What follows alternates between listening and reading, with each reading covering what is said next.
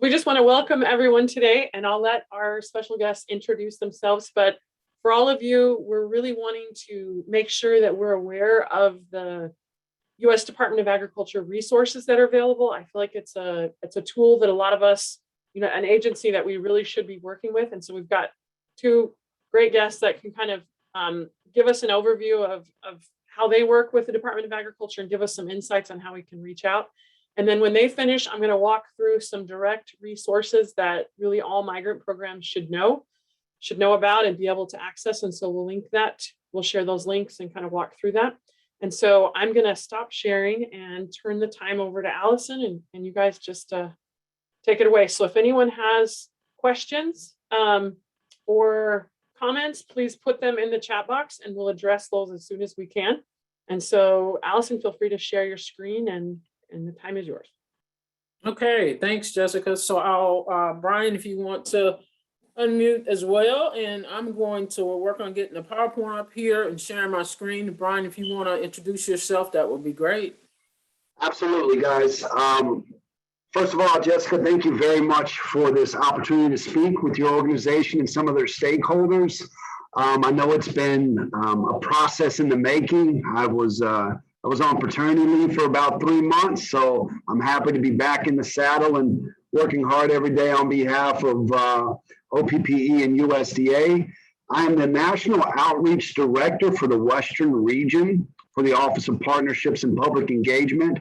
I have USDA Liaisons hosted at minority serving institutions, specifically HSIs, 1890 land-grant universities, and tribal colleges.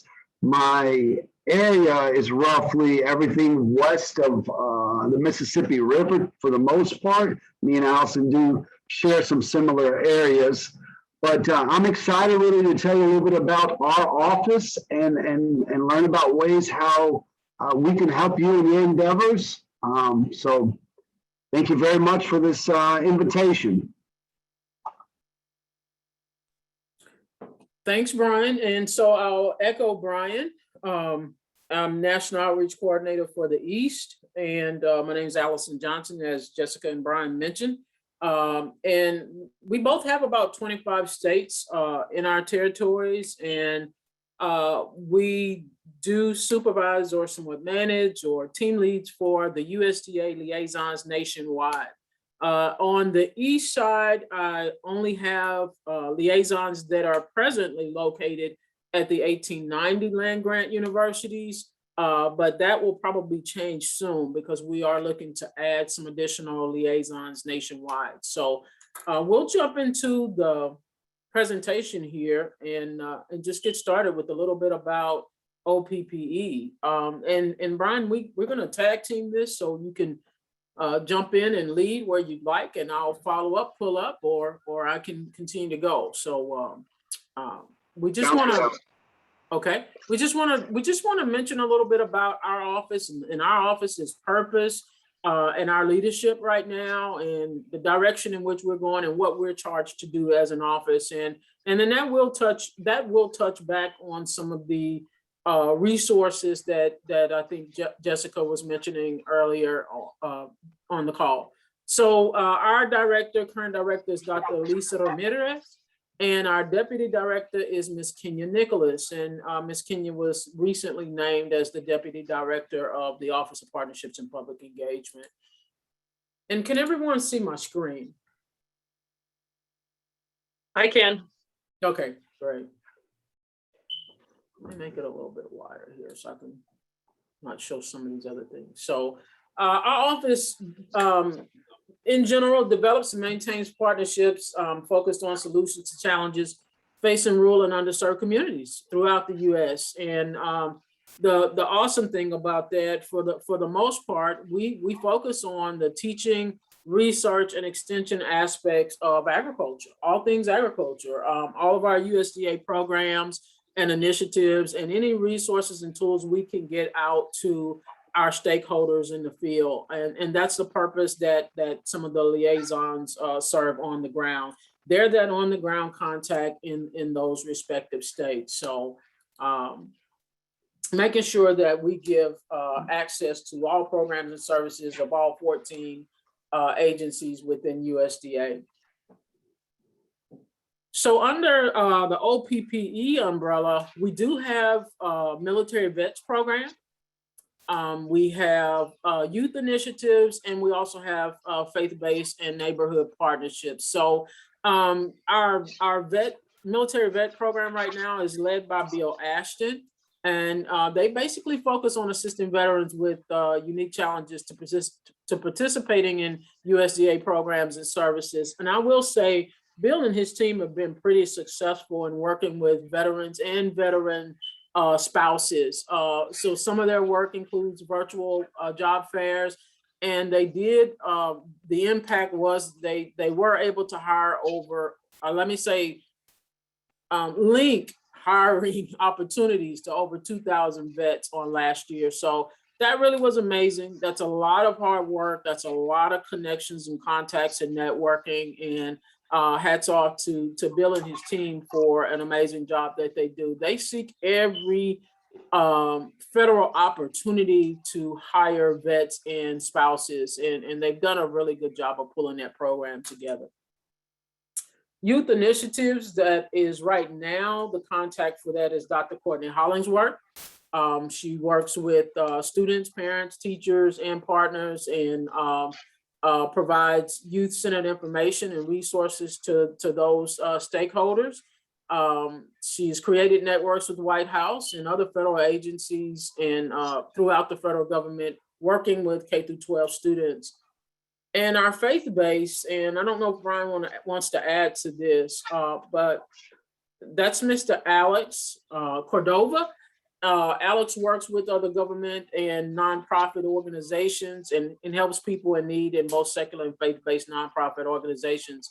Alex has done well with that team as well, because that was a new initiative that was brought to the Office of Partnerships and Public Engagement during the last administration. And he's really provided access to a lot of faith-based partners to USDA programs and other federal programs as well.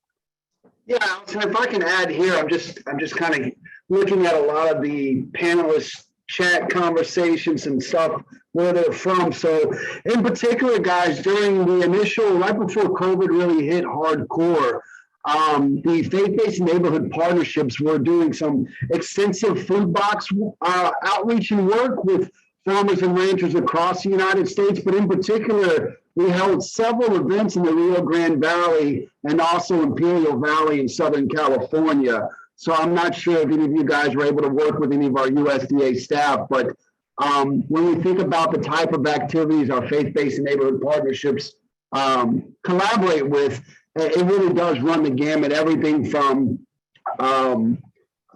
food insecurity to the White House initiative on economic development.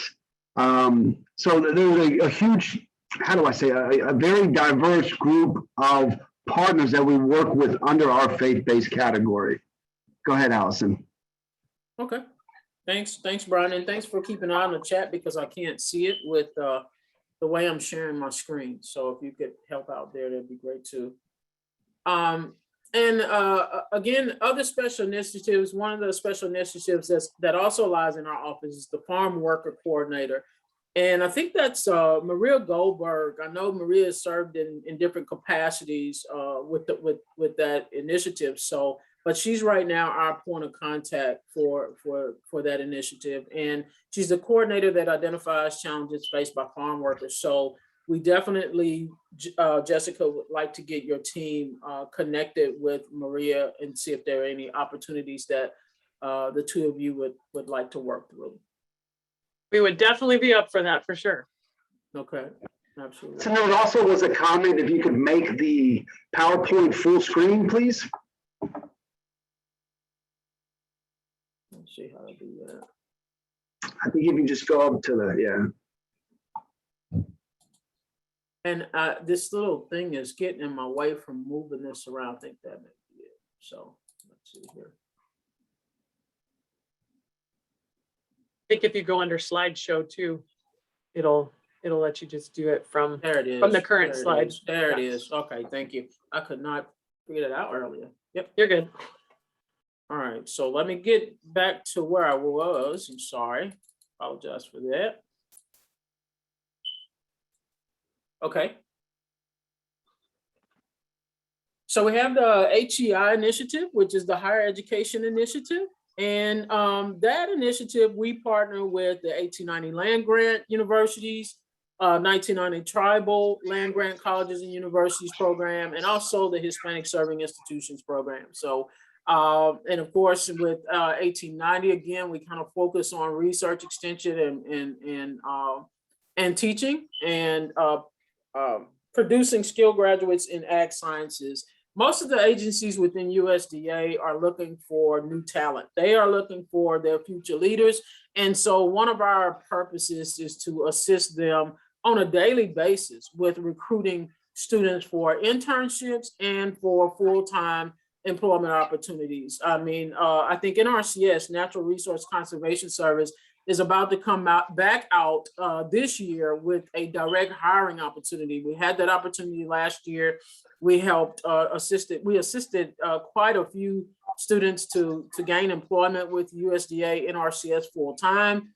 And I'm hearing that that opportunity is going to come back down the pipe for us here soon. So we will definitely be reaching back out to you all to identify any talent or students that are interested, and even adults that may be interested and have a bachelor's degree that may be interested in direct hiring opportunities. And to some extent, they are looking for students with associate degrees as well, and adults with associate degrees as well. So we would visit with you a little bit about the curriculum that they're looking for and the type of individuals that they're seeking. So Tribal Land Grant does its work by equipping tribal schools' capacities to benefit tribal sovereignty, rural tribal economies, and to strengthen United States food security. And one of the purposes is to increase the number of American Indian and Alaska Native students studying ag, food, natural resources, which is very similar to that of the 1890 program, and also HSI. The Hispanic Serving Institution National Program, it works to provide increased professional development, workforce development, and exposure opportunities for faculty, staff, and students. And we each do work with our faculty and staff as well as recruiting those students. So, hi, Allison, I wanted to add, just for everybody listening, some of the different programs under our Hispanic Serving Institutions National Program. We work closely with the Kika de la Garza Fellowship Program. There's a fellowship program, an education fellowship, and high school education fellowships for faculty and staff at HSIs. Secondly, we have a science fellowship, which are for science faculty at HSIs. They collaborate with leading scientists from USDA. They attend mandatory programs in Washington, D.C., in addition to collaborating with USDA research centers within their country. In addition, we work very closely with the USDA HAKU leadership. There was a couple of weeks back, Secretary Bosak signed a new memorandum of understanding with HAKU. And then also we are active participants in the HAKU National Internship Program, which is a partnership between USDA and HAKU, who provides high quality internship experiences for students from HSIs and other colleges. We do a lot of targeted recruitment and professional development through that program. And just so you're aware, the internship dates for the spring session is from January to April, and then the summer session is from May to August. And there's also a fall session from early September to late September. And I'm definitely going to drop the link of the HAKU National Internship Program website in the chat box, if that's okay, Jessica. Yes, please. Any of those kind of things would be good that they could have direct access in the chat box. thanks, Brian. And I do want to mention too, so Brian, I and Jessica, I sent it to you, the USDA Liaison Directory. I will try to access that and drop it in the box once I stop screen sharing here. Lastly, I guess we just want to mention about touch base on the outreach division itself, where the USDA liaisons are housed, and a perfect segue to the directory. So the liaisons are housed throughout the US, and they are responsible for their respective states, but we do go beyond state borders, especially if there is no liaison assigned in the state in which you need assistance. So, we can make sure that Brian and I are available if we don't have a liaison in the state that you need USDA assistance. And if not, we will assign a liaison to assist you in that particular state. So we do currently have 20 liaisons located on the minority serving university campuses around the country. Another program that is housed within OPPE is what we call the 2501 program. It is outreach and technical assistance for socially disadvantaged veteran farmers and ranchers. And we call it the 2501 program, but there's an opportunity to apply for grants. And this year, those grants were up to 3 years for $250,000 each. And a lot of the work that takes place with those grant recipients is technical assistance and outreach to minority communities, underserved, socially disadvantaged communities, how to access USDA programs and services, who those local point of contacts are in those counties and those parishes, and what programs best align with the needs and challenges of particular communities. So that program should be announced again in 2022. We're always, Kenya Nicholas was the previous director of the program, and now she's the deputy of the office, but she's always trying to push for that program to be announced earlier in the year, January, February, but it seems to come May, June of every year. But we will definitely keep you in contact about that program. These are some of we just wanted to share, and my colleagues said, well, do we want to bullet these, or they're all over the place? But that's intentional that they're all over the place. We wanted to kind of show or highlight some agencies that the USDA liaisons work with. I really wanted to be able to show a variety of the agencies that we work with. And this is just within offices within USDA. But we also partner with our any state partners, nonprofits, any of the municipalities, and those leaders, we partner with them and work with them as well. And we'll get to that. So when we're working with some of the universities, some of the duties and responsibilities or tasks that we get involved with that you just may not know. We get involved with summer programs. We get in for K through 12. We're involved with USA Jobs training. We advise university student organizations. We get involved with direct hiring events and hosting those events on those campuses. University linkage programs, where we identify students in undergraduate that may be a good candidate for a graduate program at a private institution or an 1862 land grant, and we provide that linkage opportunity for them. Resume writing, summits, livestock shows, career days. We also get involved with, we partner heavily with the admissions teams of those different universities. And that's real key, because in partnering with the admissions teams, then we can identify different areas of our state that we need to target more so for admissions for those universities that they would normally probably overlook, especially those rural small communities. So we work with securing full-time employment opportunities, internships. We secure guest lecturers at those universities from USDA. We do mock interviews, small farmer conferences. I think all of us are having small farmer conferences in the month of November. We do K through 12 school visits. So if you guys are located in our states and there's a way to partner with you and bring you on to do those school visits with us, or if you are already involved in that manner and we can tag along with you to identify opportunities for those students to better show them career opportunities with USDA, we'd be more than glad to do that. Of course, student parent meetings, we definitely do that, because a lot of the situations is that we can talk to students about agriculture, but sometimes we have to go beyond that and ensure we talk to parents and grandparents and guardians, because sometimes they're the ones that's not as clear about a career path in agriculture. So those relationships are key. And then some of the partners that we partner with and assist out in the community are municipalities, private industry, doing listening sessions with underserved farmers. We actually will have a listening session coming up here briefly with one of the MSIs.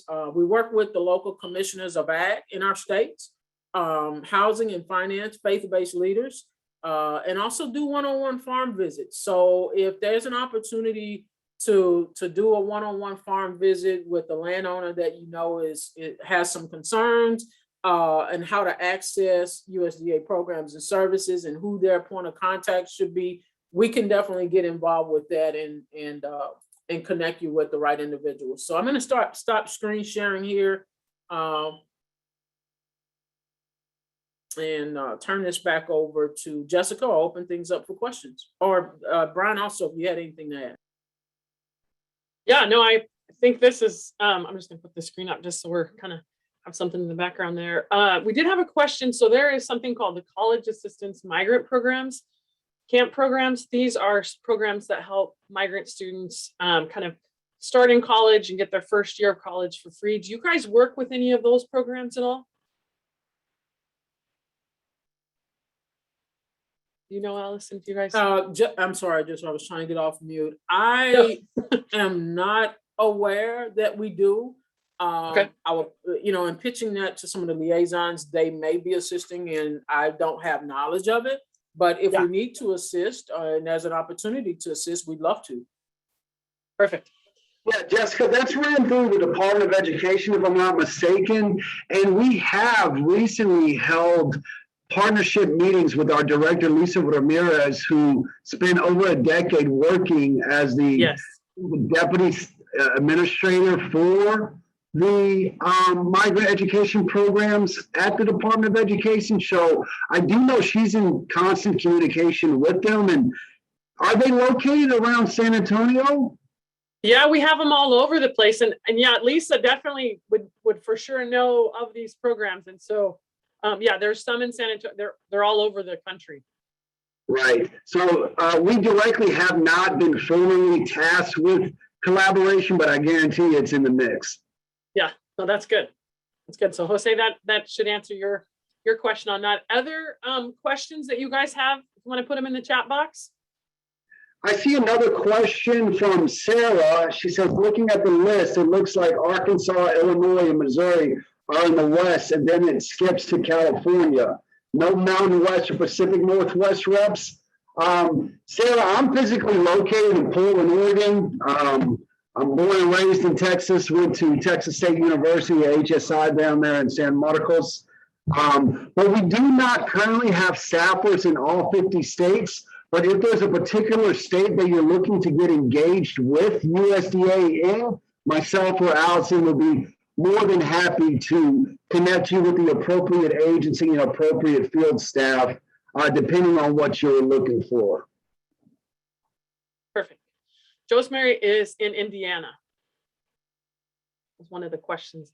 Okay, we have someone located in Ohio and someone in Kentucky. And Kentucky is Ed Thompson, and he's a pretty good contact to work with in the state of Kentucky. So I can assist you, or I can connect you with Ed Thompson. You can give me a call if you like. And Brian put his email in there. I think for migrant programs, Allison and Brian are huge contacts for us, because a lot of, Department of Agriculture has so many different entities and different parts that make it that these guys are the ones that can really point us in the right direction. So I think that it'll be really key for everyone to figure out a point of contact to start with. Yeah. Yeah, because a lot of times, Jessica, and again, I mentioned, you know, we're in states, in about 20 states right now, but a lot of times it's knowing that local person too, and who's connected with the local point of contacts to really make sure that we link you to the proper person and to get answers instead of just continuing to make phone calls and having no luck. You definitely want to connect with someone local. So if we can assist in doing that, that's what we're here to do as a liaison. Perfect. There was a Is there a question on contact? yeah, contact for Nebraska. Okay, so for Nebraska, the closest person we have is Julio. So we can definitely connect you with Julio there in Illinois. Yeah, now you have everybody. Who's the contact for Oklahoma? The contact for Idaho? And Oklahoma is on that directory list. That is Shalonda Guy. There was another state. Contact for Idaho. I'll leave that to Brian to be the contact for Idaho. Now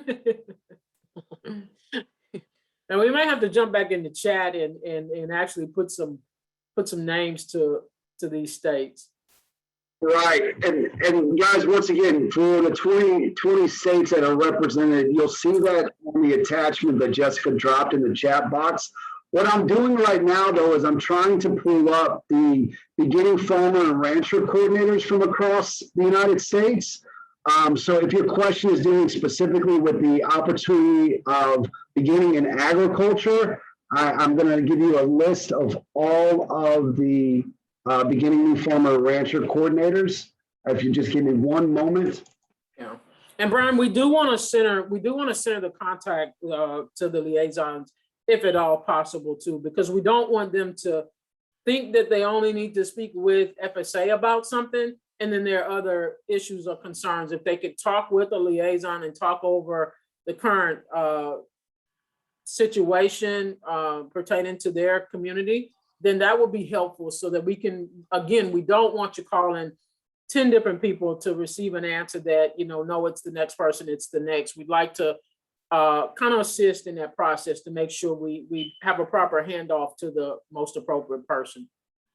Well, and maybe the best way to do it is you guys have Allison and Brian's email, because there's 177 of you on the call. So what we'll do is, maybe a good thing would be, we can would there be any way possible, Allison, that we could take a look at that list and you could tell us kind of what state they're from? Or do you suggest that they reach out to you first and say, hey, I'm from North Carolina, I'd love the contact, I'm looking for this or this? How do you what would be the best way to handle that?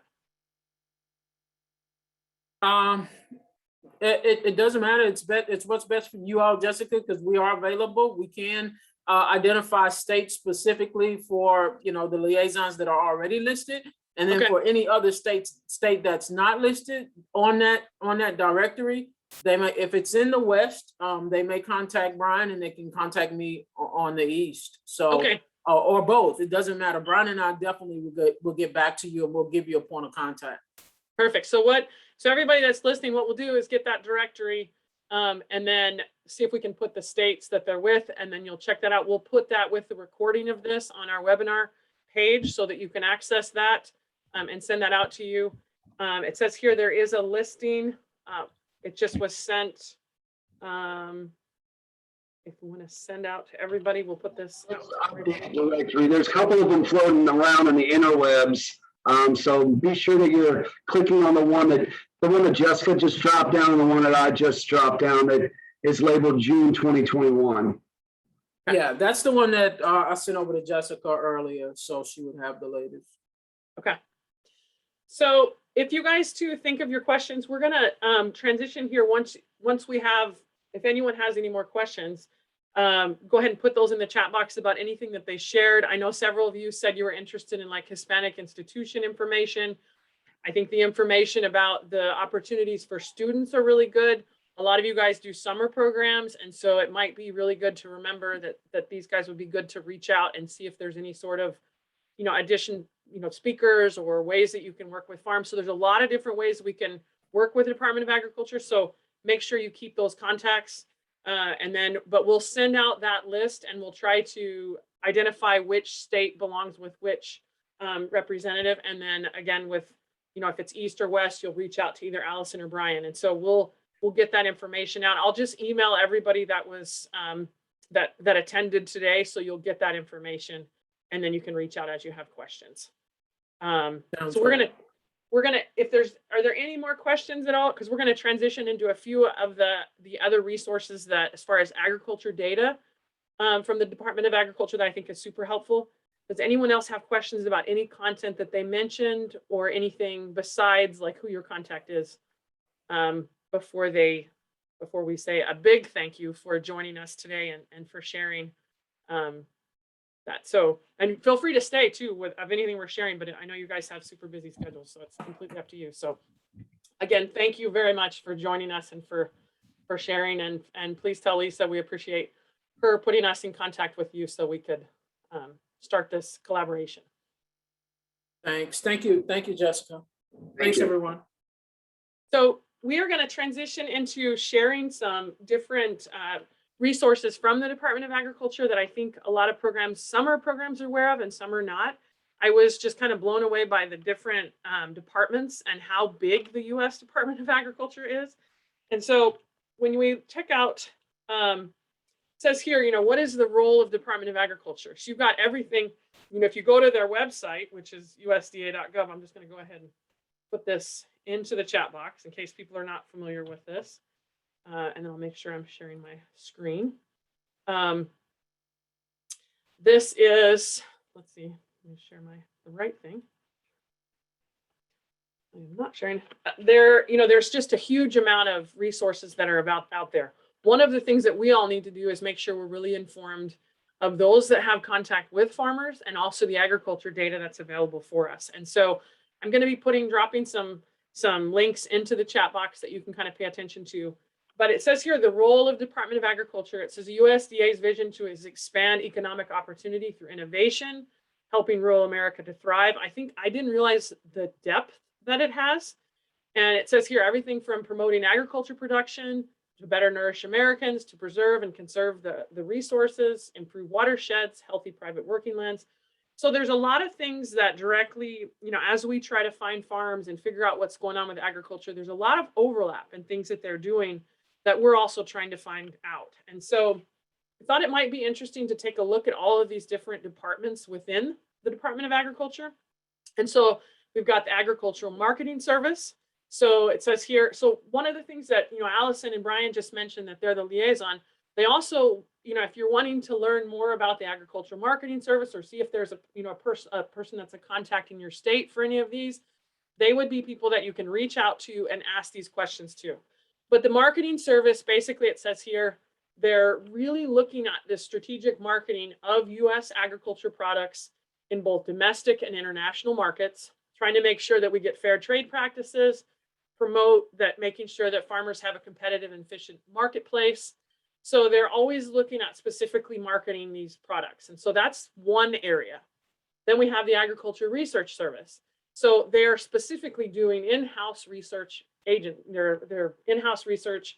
And their whole idea is more and more research on agriculture in each one of our states. And then you have the Animal and Plant Health Inspection Service.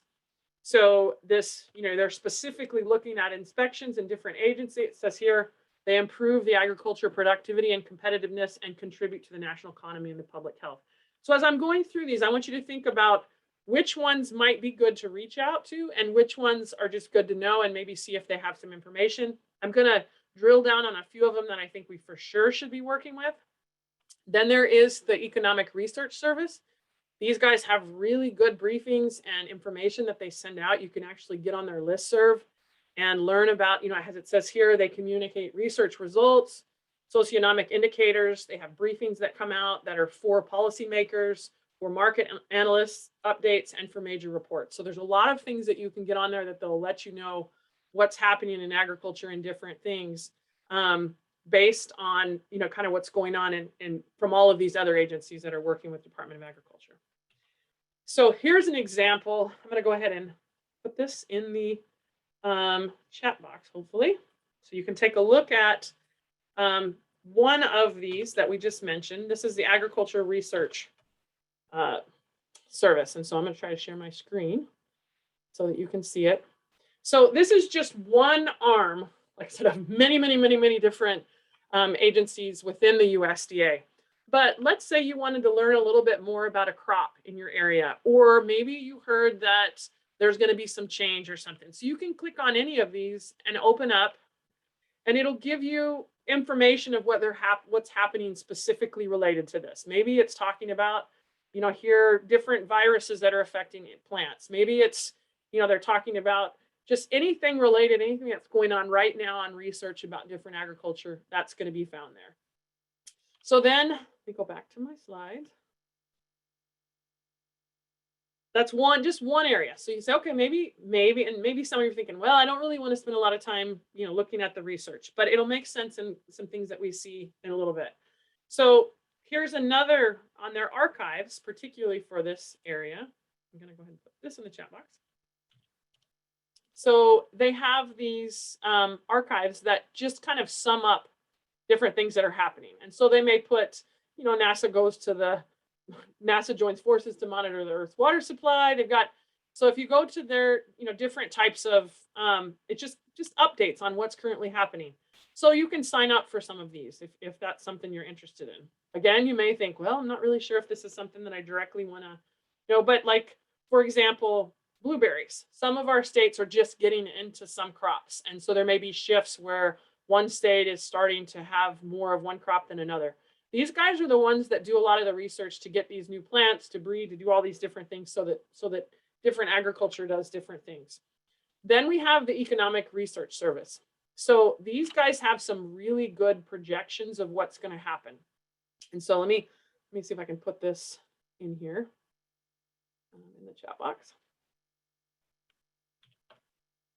So this is something that I think that we really don't pay attention to, but you can go in and check out their publications by what's particularly happening, and they'll show what they, like right now, it's saying U.S. fresh vegetable imports from Mexico and Canada continue to surge. So it'll talk about like, maybe we're getting more imports in tomatoes than we used to have.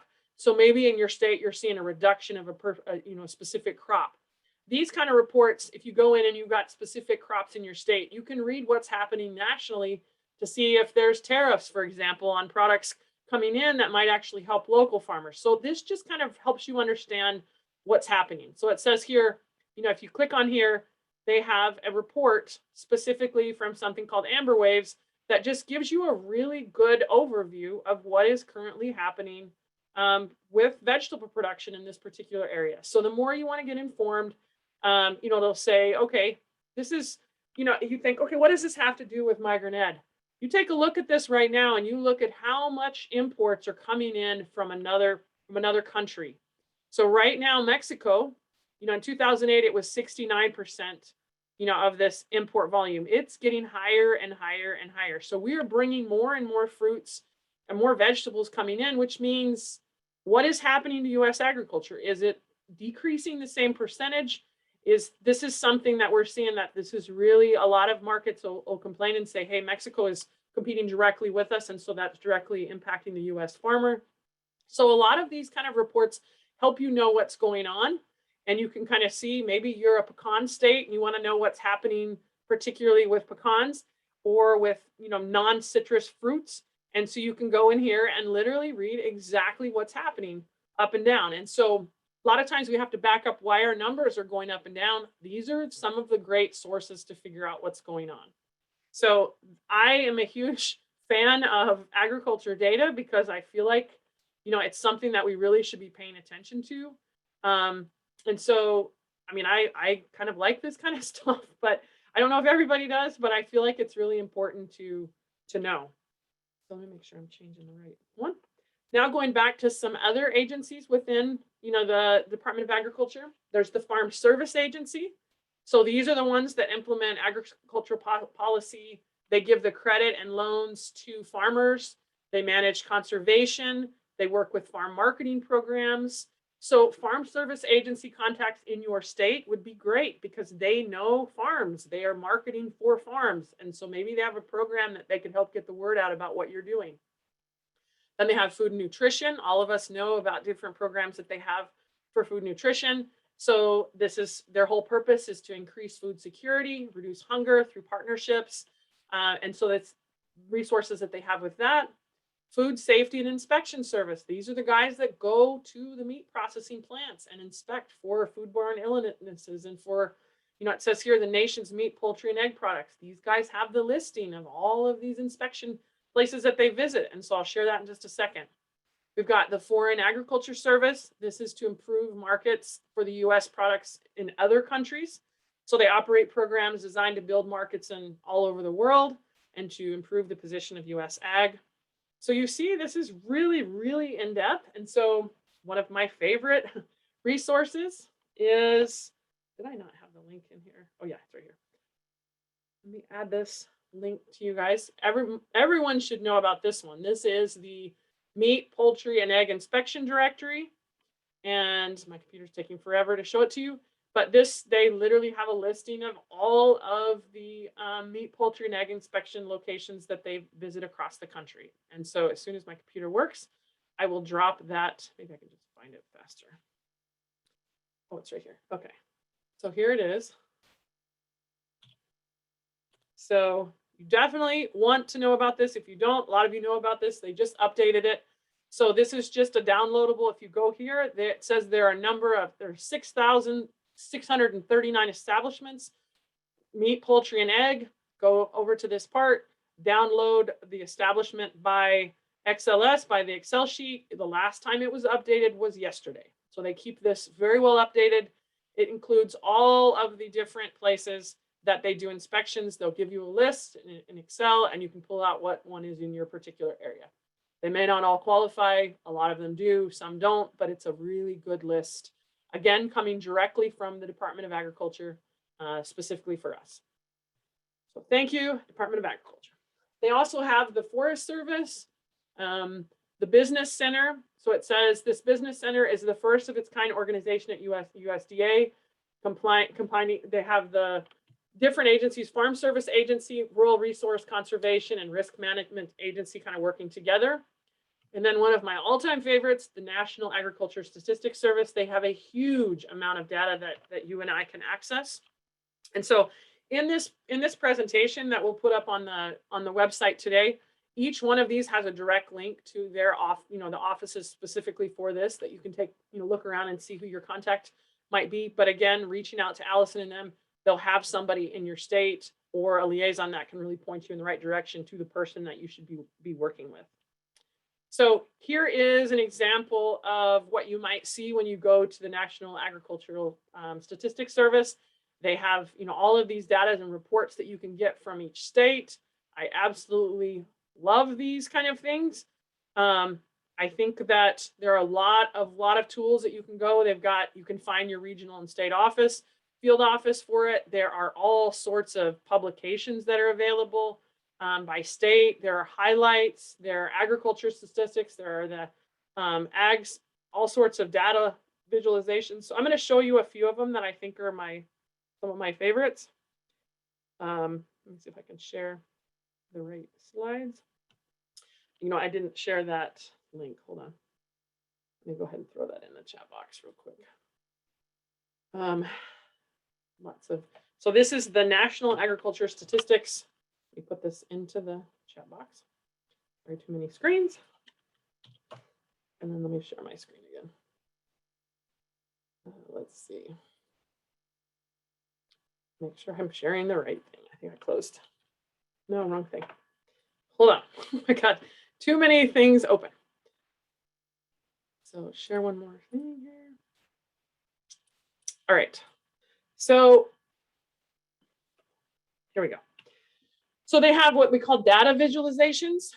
And let me go ahead and click on this and share an example of what this looks like. So these are visualizations that allow you to see different crops and what is happening in different areas. So let me drop this in the chat box and then share my screen. Thank you for your patience when I'm trying to share all these things. So you can go in here and check out where things are. Like you're wondering, you're an Apple state and you see who else is Apple over here. Maybe you thought you were the largest Apple state and you can see that Washington really is a leader of this. Then you can click here and say, well, maybe I want to see oranges, and it'll go and show you the visualization for where oranges are grown in the country. And it'll also, you can also do some CSV stuff that you can compare. We've got grapefruit, we've got eggs, we've got, so it'll also give you like where cropland is. And so, you know, it'll take a lot of these different reports that they have, and you can just kind of directly see a visualization that's available for it. And so that's one of the things that's really helpful. And then they also have some cool things that are available in this page. So I'm going to go ahead and drop this in there. These are census reports that are available. You can check out county level data in your state. Like you can go in and say, hey, I want to see, make sure I'm sharing the right screen. You want to see different information about your state. Here I am in Tennessee. You can look at your Tennessee map and figures. There's different various things that you can look at. But if you go to, let me see what would be the best. Let's see, agriculture, let's see. Let's go to the agriculture census. Let's just type in ag census. Oh, wrong thing. So another thing, you can go and you can get very lost by some of these things here. But the ag census has a visualization tool. This is a brand new thing that they put out this past year that I think is awesome. And so what this does is let you do some searches about the ag census. And so you can actually go in here and figure out the number of workers that were in the ag census for each county in your state. So you can go in here and say, I want to look at state county data. Whoever gives me a county and a state the quickest, I'll look up your information. You can go here and say, I want to look at the hired farm labor that's available in this particular area. And we are going to go to Arizona and we are going to look up Yuma County. And so when you go here and you update the grid, it will give you the information about the number of workers that are hired by different operations according to the last ag census. And so super good information here. It'll tell you like, okay, there are 217 operations that say they hire workers. Of those, there are at least 68 that hire more than 10. You can go down and look at the actual numbers of workers. So in this particular county, there are 4,856 workers that farmers have filled out a census saying, hey, I have this number of workers. So you know that there's at least that, probably more. And then it'll give you like how many days they've worked and those kind of things. So, but you can also look at the same thing just to look at county summary highlights. You can look up all of those things. So you guys can, those of you that are still putting counties and into there, feel free to go in here and just look at that tool. And remember, you can choose state and county. The census is updated every 5 years, so it's not super, super recent. The next one will be done next year. But this is the last one. You can also take a look at different years and look at 2012, and you can kind of think. So can you post that link to the page? So here is the link. Now remember, this is Yuma's specifically, but you can go in and change, just change the data and update it that way.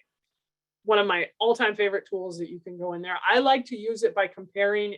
When I was specifically over Tennessee, I used to look and compare the counties that I had and look at my numbers of families when I knew what was happening in agriculture in that area, and look for other states that had other counties that had the same number of workers to know that I should probably find a similar population. And so I would just kind of use this as checks and balances. There's other information that you can find.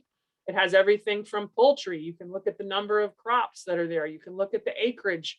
You can look at all of these different things by county.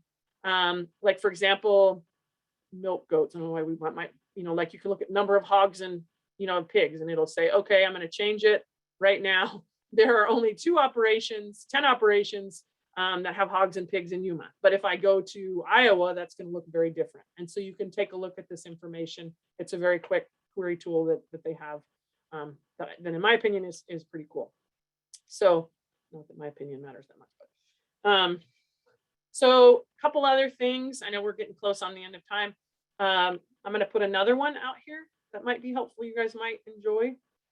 These are called, make sure I'm sharing this with my screen.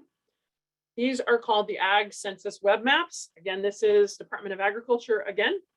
And they take these census things and actually make these maps that you can see. And you can go in here and pick And you can go in here and say, okay, I want to see, how many vegetables and melons are harvested. And I can particularly look at a certain area, like maybe I want to look in Colorado and figure out what's going here.